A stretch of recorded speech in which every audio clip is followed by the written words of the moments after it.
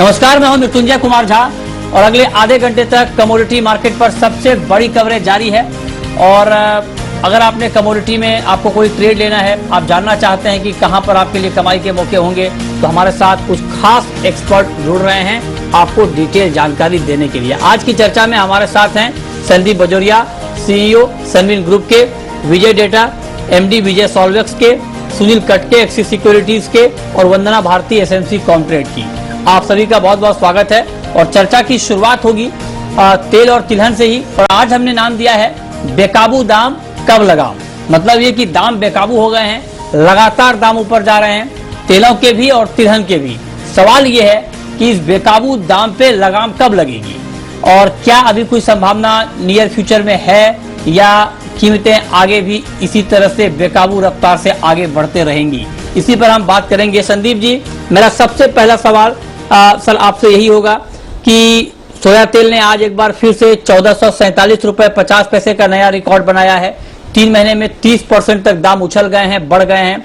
आप जरा बताएं, मैं आज शुरुआत तेल से ही करना चाह रहा हूं, एडिबल ऑयल से खास करके।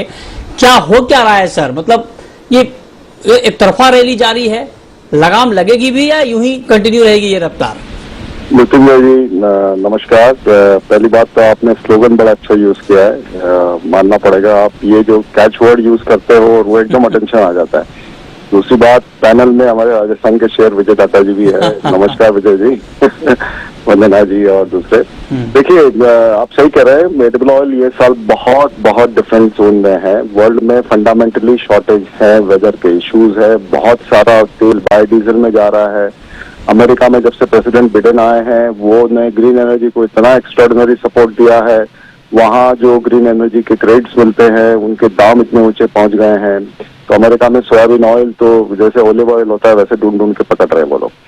तो ये सिचुएशन को लेके शिकागो ने भी 70 सेंट्स का रिकॉर्ड बनाया है और वही रिफ्लेक्शन है। हम तो इंपोर्टिंग इकोनॉमी है, 65 से 70% हमें इंपोर्ट करना पड़ता है। तो जो वर्ल्ड की सिचुएशन वो हमें रिफ्लेक्ट करनी पड़ती है। ऊपर से 38.5% इंपोर्ट ड्यूटी है। रूपी डॉलर ऑलरेडी 74 रुपी पे लगा हुआ है। तो इससे यहाँ एंड कंज्यूमर का दाम बहुत ऊंचा हो रहा है। लेकिन एक बात है साथ के साथ में कि ये दाम जो है, पहला सवाल ये है कि ये एक बार हमारे किसानों को अच्छा पैसा बहुत मिल रहा है और मिलेगा, और उससे बहुत इंटरेस्ट ऑयल सीड में, डोमेस्टिक क्रशिंग में सबका बढ़ रहा है। तो ये लॉन्ग टर्म के लिए एक बहुत अच्छा हो गया है कि एक बार सबका अटेंशन डोमेस्टिक पे आ गया है। दूसरी बात यह है कि जहां तक कीमतों का सवाल है, हम देख रहे हैं फॉरेन में सोयाबीन ऑयल पहले हुआ करता था, अभी मई से जून का कम होता था और जून से जुलाई का अनदर $20-25 कम होता था। फिर अगस्त सितंबर का और $20 कम होता था। तो मई से लेकर सितंबर का दाम करीबन $50-70 कम हुआ करता था। अभी हम देख रहे हैं मई से लेकर सितंबर तक एक ही दाम हो गया है। मतलब पीछे का भी जो सस्ता माल बिकता था वो अभी बिक नहीं रहा है। लोगों का ध्यान ये बन गया है कि भाई जल्दी मार्केट में अमेरिका की नई क्रॉप जब अक्टूबर में आएगी, उसके पहले तक जो हेज फंड्स हैं और ये जो फंडामेंटल प्लेयर्स हैं, ये पोजीशन छोड़ना नहीं चाह रहे हैं। तो वो देख के अभी पहले लग रहा था भाई 15 मार्च या 15 अप्रैल तक ये तेजी रुक जाएगी, फिर मार्केट नीचे आना शुरू हो जाएगा। फिर दूसरा दौरान में तेजी वो लोग सब कह रहे थे सेकंड हाफ में मार्केट नीचे आएगा। लेकिन अब थोड़ा सा ये सेकंड हाफ में भी लग रहा है थर्ड क्वार्टर तक मार्केट नीचे आना थोड़ा मुश्किल हो रहा है। थर्ड क्वार्टर मतलब सितंबर एंड तक। उसके बाद में अक्टूबर, नवंबर, दिसंबर में कुछ पॉसिबिलिटी बनेगी, फिर 2022 में भी बनेगी नीचे आने की। लेकिन अब थोड़ा सा ये बना हुआ है। तो ये सब बातों को लेके कीमतें इंडिया में अभी जो लेवल्स पे है, रिकॉर्ड लेवल्स पे है, लेकिन ये लेवल्स से ज्यादा घटने को जगह नहीं है। मतलब हम ज्यादा में ज्यादा समझ रहे हैं, जैसे 1446 अभी आपका सोया का वायदा चल रहा है, तो वो वायदा जो है अब ये समझ के चलिए 1350-75 का एक तरह का बॉटम बन चुका है फॉर नेक्स्ट 3-4 मंथ। एंड ऊपर में 1440, 50, 70, 1500 ये तक पॉसिबिलिटी बन सकती है। ये हमको माइंड में रख के सोया में चलना पड़ेगा। पाम में हमको देखना पड़ेगा कि पाम में भी पाम ऑयल जो है वो $1250 का रेट हो गया है मई शिपमेंट का। लेकिन पाम में अभी भी इन्वर्स है, मई 1250 है, जून का जो है 1200 है, जुलाई का 1145 है। तो पाम में अभी भी थोड़ा प्रोडक्शन बढ़ेगा आगे जाके। तो पाम में थोड़ा आगे का माल थोड़ा डिस्काउंट पे मिल रहा है। लेकिन ये डिस्काउंट के माल जो भी पकड़ते गया पहले जनवरी, फरवरी, मार्च में भी दूसरे दिनों में, तो उसको फायदा होता गया। बाय द टाइम वो मंथ आया तो वो डिस्काउंट खत्म हो गया और प्राइस वो फ्रंट मंथ जैसे हो गई। तो पाम में भी वो एक स्टोरी है। So but how ever palm और सोया का एक डिफरेंस बना हुआ है $150-200 का, वो जनरल डिफरेंस रहता ही है और वो अच्छी बात है। थर्ड मोस्ट इम्पोर्टेंट बात मृत्युंजय जी, इतने वर्ल्ड इंडिया में और दूसरे एशियन कंट्रीज में सब जगह लॉकडाउन, पार्शियल लॉकडाउन ये सब चल रहे हैं, इसमें थोड़ा कंजम्पशन कम होता है, स्पेशली पाम का। बाहर होरेका सेगमेंट, होटल, हलवाई, साइड, बेकरी, नमकीन, ये सब बाहर जाने का काम कम होता है। तो पाम का तो घर में कंजम्पशन 45% या 55% बाहर है, लेकिन वो कंजम्पशन को असर पड़ रहा है, पड़ने वाला है, उसके बावजूद दाम जो है वो घट नहीं रहे और के दाम शायद कम ना हो सितंबर तक, और सितंबर तक तेलों के दाम ऊपर ही रहेंगे। इसके कम होने की गुंजाइश अभी दिख नहीं रही है। ये आपने बहुत महत्वपूर्ण बात कही है। विजय डेटा जी, अब मैं आपके पास आना चाहता हूं। आप मस्टर्ड में आपका कामकाज है, और जिस तरह से दाम मस्टर्ड के भी बढ़ रहे हैं, जबरदस्त रफ्तार से सरसों का भाव भी ऊपर जा रहा है, तो आपका जो स्कूटर ब्रांड है, अब इस तेजी में तो बुलेट ब्रांड बन गया होगा सर। क्या लगता है आपको मस्टर्ड का आउटलुक? गुड मॉर्निंग पूजा जी, गुड मॉर्निंग संदीप जी। काफी कुछ कवर कर दिया संदीप भाई ने। देखिए, पोजीशन ये है कि सरसों तेल विदेशी तेलों के पीछे पीछे चल रहा है।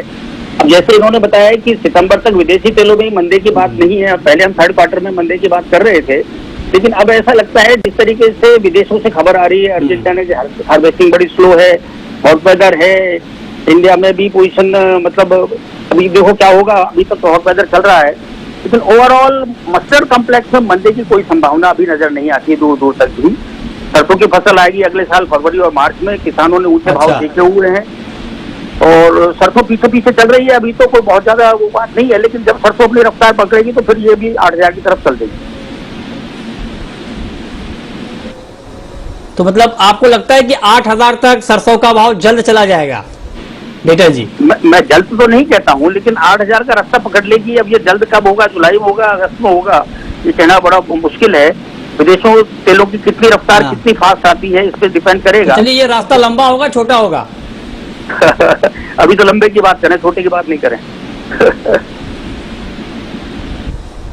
अच्छा, चलिए, तो आप कह रहे हैं कि 8,000 तक तो मस्टर्ड का भाव आपको जाता हुआ दिख रहा है। बड़ी तेजी की तरफ ऑयल सीड का मार्केट बढ़ रहा है और ये बहुत चैलेंजिंग है। बिल्कुल संक्षेप में संदीप जी, सोयाबीन पर पर्टिकुलरली आपने ऑयल के बारे में डिटेल में बताया।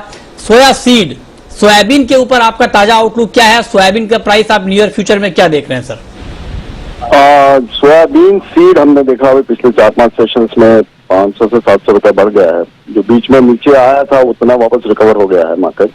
एंड अब मील का कंजम्पशन बहुत अच्छा है, डिमांड भी बहुत रोबस्ट है। इसको लेके सोयाबीन सीड में बात देखिए, ऐसा है कि लेवल ऐसे हाई पहुंच भी चुके हैं, लेकिन मंदी की तरफ अभी विचार करना डिफिकल्ट हो रहा है। और मस्टर्ड सीड का भी सपोर्ट मिलेगा तो सोयाबीन सीड थोड़ा और बढ़ सकता है।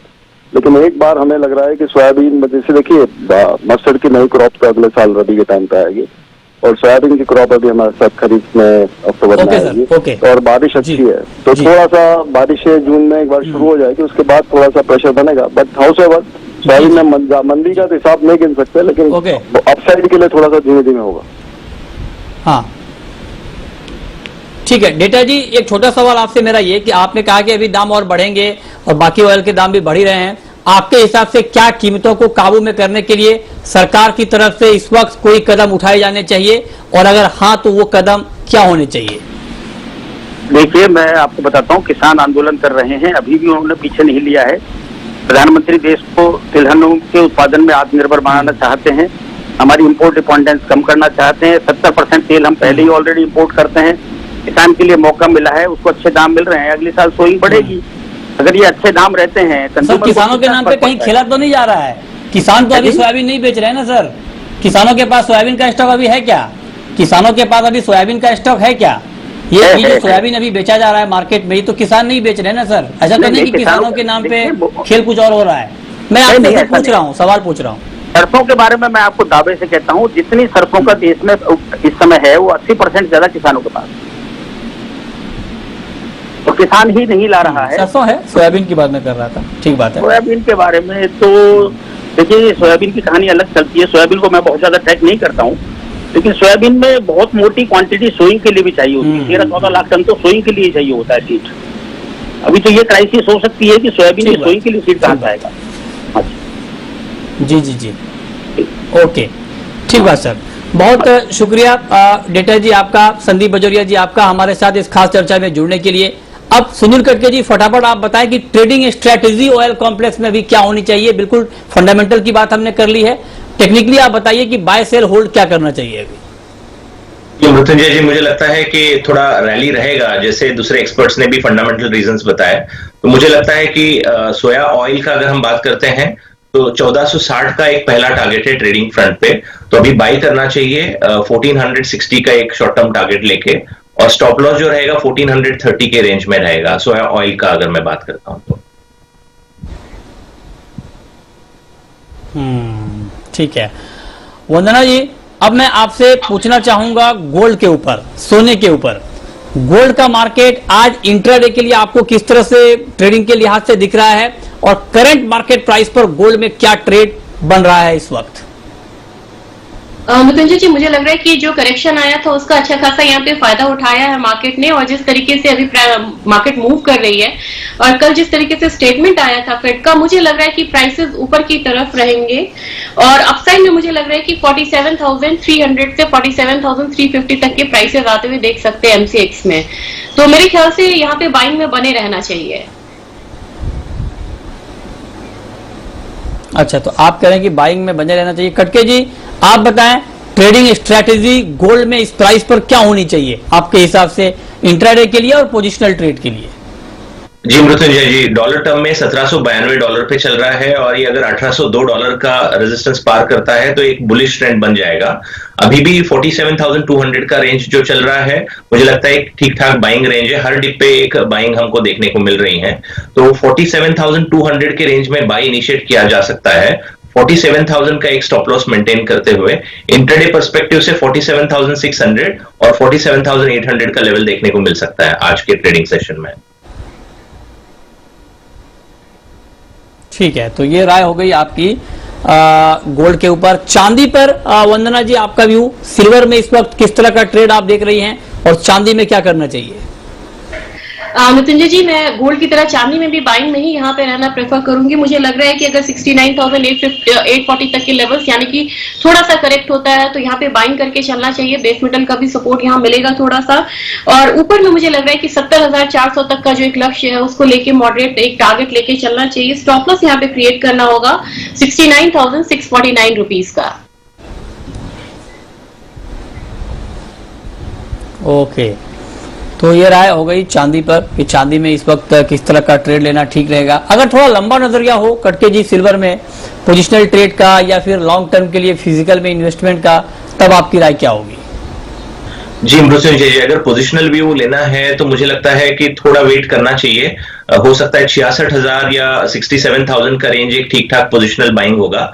जो बेस मेटल में जो तेजी है, इंडस्ट्रियल डिमांड में जो बढ़ोतरी है, वो लॉकडाउन वगैरह ईज आउट हो रहे हैं, और कोविड का second wave almost developed Nations में तो खत्म हो गया, अभी तो वो थर्ड वेव में है, तो कहीं ना कहीं मैन्युफैक्चरिंग एक्टिविटीज का बढ़ने का अंदेशा है।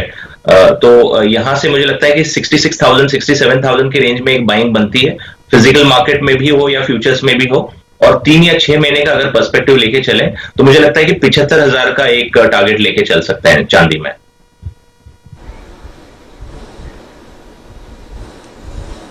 ठीक है, तो ये राय हो गई आपकी चांदी के ऊपर। वंदना जी, क्रूड का मार्केट आपको कैसा लग रहा है? क्योंकि कच्चे तेल में ठीक ठाक तेजी आती हुई दिख रही है, और हमने देखा कि मार्केट अब भले ही रफ्तार धीमी होती है लेकिन तेजी धीरे धीरे ही सही, लेकिन एक सस्टेनेबल तेजी दिख रही है। और अब एमसीएक्स पर कच्चा तेल अभी अगर देखें तो 4850 के ऊपर ट्रेड कर रहा है। क्या लगता है आपको क्रूड का मार्केट, और क्या 4850 के आसपास बाइंग करना ठीक है 5,000 या उससे ऊपर के टारगेट के लिए? जी मृत्युंजय जी, मुझे लग रहा है कि यहाँ पे बाइंग में ही बने रहना चाहिए। रीजन भी है कि यूएस हो, चाइना हो, अदर इकोनॉमी हो, उस फ्रंट पे जो रिकवरी है वो अच्छी खासी यहाँ पे दिख रही है। थोड़ा कंसर्न यहाँ पे जापान और इंडिया का है, लेकिन ओवरऑल देखें तो जो कल की इन्वेंट्री ड्रॉप डाउन हुई थी वो भी एक्सपेक्टेशन से ज्यादा थी यहाँ पे। तो ओवरऑल एक बुलिश सेंटिमेंट्स जो है वो यहाँ पे कंटिन्यू रह रहा है, और साथ में जो भी रिविजन्स आ रहे हैं क्रूड के डिमांड को, फिजिकल डिमांड को लेते हुए, वो यहाँ पे अपसाइड में ही है। तो मेरे ख्याल से पे अपसाइड रिवीजन की वजह से भी यहाँ पे मार्केट जो है ऊपर की तरफ ट्रेड हो रही है। मुझे लग रहा है कि अपसाइड में 4950 तक से 5000 तक के जो लेवल्स है वो ग्रेजुअली यहाँ पे आ सकते हैं, लेकिन 5000 के लेवल पे एक रेजिस्टेंस ये कमोडिटी फेस कर सकती है। तो मेरे ख्याल से उस लेवल को ध्यान में रखते हुए यहाँ पे बाइंग किया जा सकता है क्रूड ऑयल में। ओके, तो ये राय हो गई आपकी क्रूड के ऊपर। नेचुरल गैस का मार्केट कटके जी अभी आपको कैसा लग रहा है, और ट्रेड के लिए क्या ये काउंटर अभी सेफ है, करना चाहिए नहीं करना चाहिए, क्या सुझाव आपका? जी मृत्युंजय जी, आई थिंक प्राइसेस थोड़ा इंप्रूव हो चुके हैं, 218 220 के रेंज में आ चुके हैं नेचुरल गैस के प्राइसेस। तो मुझे लगता है ये थोड़ा रिस्क जोन में आ गया है। अगर 200 के करीब आता है तब मेरे ख्याल से एक बाइंग अपॉर्चुनिटी बनती है। तो करंट लेवल पे मैं इनफैक्ट वेट का ही सलाह दूंगा, क्योंकि ये स्पेकुलेटिव कमोडिटी है जहां पे वेदर ड्रिवन फ्लक्चुएशन ज्यादा है। तो अगर इसमें 200 के रेंज में आता है तभी एक बाई साइड का इनिशिएशन कर सकते हैं। 195 का एक स्टॉप लॉस मेंटेन करते हुए 230 तक का एक लेवल जो है देखने को मिल सकता है। तो एक डिप पे बाई की सलाह रहेगी नेचुरल गैस में।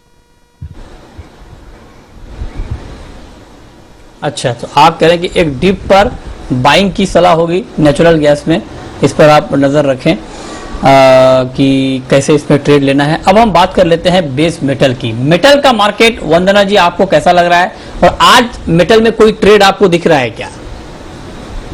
मृत्युंजय जी, थोड़ा सा इनिशियल करेक्शन देखने को मिल रहा है, लेकिन मैं यहाँ पे बाइंग साइड में ही बने रहना प्रेफर करूंगी। यहाँ पे रीजन भी है, डॉलर इंडेक्स में एक ठहराव है, और यहाँ पे जो डेटा वगैरह हैं वो काफी यहाँ पे अच्छे, नॉन फार्म पेरोल पे भी लोग आए हैं।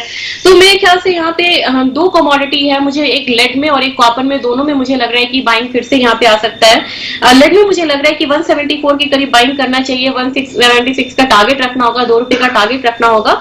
स्टॉप लॉस यहाँ पे लगाना होगा 173.4 का। दूसरी तरफ मुझे लग रहा है कि कॉपर ऐसी कमोडिटी है जो इस काउंटर को लगातार लीड कर रहा है और लगातार न्यू हाइस बनते हुए दिख रहे हैं। तो मेरे ख्याल से यहाँ पे भी बाइंग जो है वो बन रही है, 764 के करीब यहाँ पे बाइंग करना चाहिए। थोड़ा सा यहाँ पे मॉडरेट टारगेट रहेगा, क्योंकि ऑलरेडी बहुत हायर साइड जो है वो आते हुए हम देख चुके हैं। 769 का अपसाइड टारगेट रहेगा। स्टॉप लॉस यहाँ पे लगाना होगा 761 रुपीज का।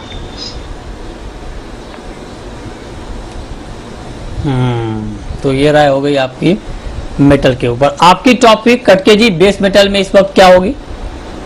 जी मृत्युंजय जी, आई थिंक फंडामेंटल्स को देखें तो मेरी टॉपिक कॉपर रहेगी, क्योंकि चिली का जो आउटपुट है, जो अगर मार्च का ईयर ऑन ईयर बेसिस पे देखते हैं, इसी समय लास्ट ईयर के हिसाब से तकरीबन 1.5% कम है। हालांकि डिमांड इस साल लास्ट ईयर के मुकाबले तकरीबन 15% बढ़ा है, तो वो एक सपोर्टिंग फैक्टर है। उसके अलावा एलएमई पे इन्वेंट्रीज ऑन द स्लाइड हैं, और डॉलर का जो वीकनेस है वो भी सपोर्ट कर रहा है। और मोर इंपॉर्टेंट फैक्टर ये है कि जो इलेक्ट्रिक व्हीकल सेगमेंट है वो आने वाले समय में कॉपर की डिमांड को तकरीबन 4 गुना बढ़ा सकता है ऑटोमोबाइल सेक्टर की तरफ से। तो मैं फिजिकल पार्टिसिपेंट से भी बात कर रहा था, तो उनका भी यही मानना है कि कॉपर की प्राइसेस में और 15 से 20% अप्रिसिएशन होने की गुंजाइश है आने वाले 3 से 6 महीने में। तो मेरी रिकमेंडेशन बाय रहेगी। इंट्राडे ट्रेडर्स के लिए भी मैं रेकमेंड करूंगा, 765 का रेंज अभी चल रहा है, यहाँ पे बाय कर सकते हैं। 761 का एक स्टॉप लॉस मेंटेन करते हुए 770 का एक टारगेट देखा जा सकता है। ठीक है, अच्छा ठीक है, तो ये राय है आपकी कि अभी क्या करना चाहिए इसमें। अब हम बात करते हैं एग्री मार्केट की। वंदना जी, एग्री में कॉटन सीड ऑयल केक, ये आपको कैसा लग रहा है, और यहाँ पर किस तरह का ट्रेड लेना चाहिए? मुझे लग रहा है कि कॉटन ऑयल सीड केक में थोड़ा सा करेक्शन देखने को मिला था पिछले 1-2 ट्रेडिंग सेशन में। उसका एक फायदा जो है वो दिखेगा यहाँ पे, क्योंकि ओवरऑल ये कमोडिटी यहाँ पे बहुत स्ट्रॉन्ग, और जो अदर मील्स में जो एक्सपोर्ट यहाँ पे इंप्रूव हुए उसका फायदा भी इस कमोडिटी को मिलते हुए दिख रहा है। मेरे ख्याल से यहाँ पे जो जून कॉन्ट्रैक्ट है उसमें मैं बैंक की सजेशन दूंगी 2630 के लेवल पे बाय करना चाहिए। 2710 यानी कि 2710 रुपए का टारगेट रखे और 2590 रुपए के यहाँ पे स्टॉप लॉस लगा के चले। तो मुझे लग रहा है जो कॉटन में भी जो अपसाइड है उसका भी फायदा यहाँ पे इस डेरिवेटिव को मिलते हुए दिख सकता है। ठीक है, ओके। और अब वक्त है रैपिड फायर राउंड का।